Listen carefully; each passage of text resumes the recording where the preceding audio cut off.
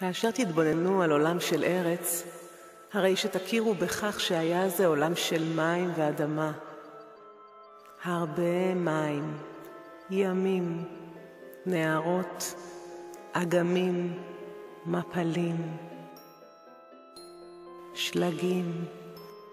קרחונים, רגשות, מים. כאשר תתבוננו על יסוד המים,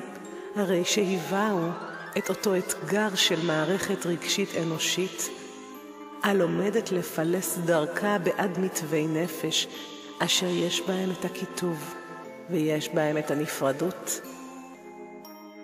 ויש בהם את השליליות הגואה, ויש בהם את אותם מחוזות רגשיים אשר חקרנו,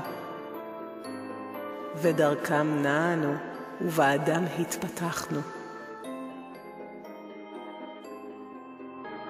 אהבה ושנאה,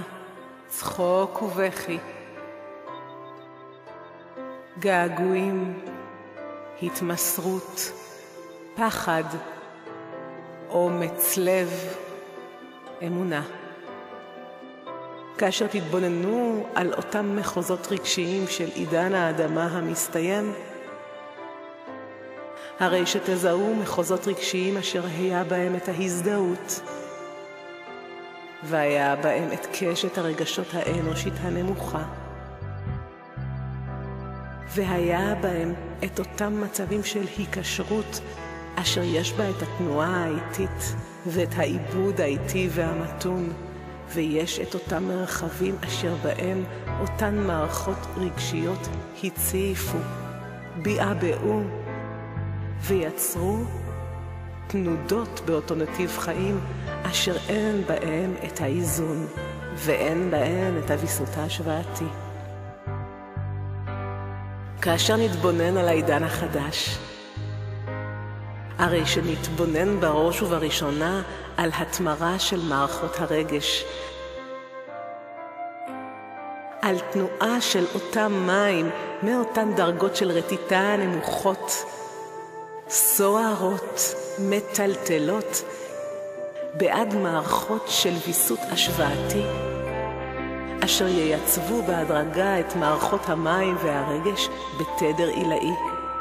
אשר יש בו קשת רגשות מעודנת, בלתי אישית וכוללנית, קשת רגשות אחדותית, המחברת לעילאיות רגשית אשר יש בה את החסד, ויש בה את החמלה, ויש בה מאור פנים, ויש בה את התנועה הזורמת והקולחת במוליכות גדולה, אשר הינה מוליכות של מים בלתי נקשרים.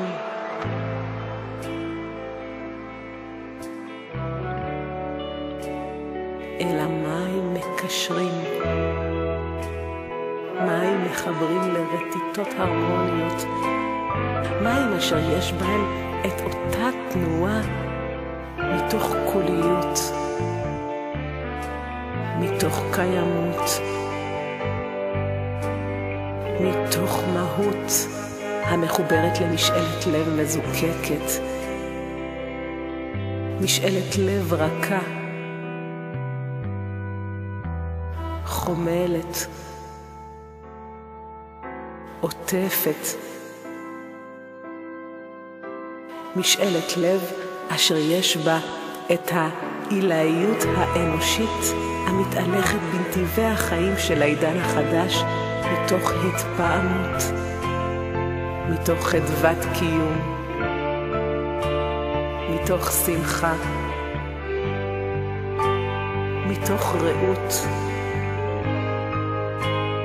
מתוך אחווה. מים גבוהים, מים מעודנים, מים בלתי מזוהים, מים מוליכים, מים חדשים, ימים חדשים.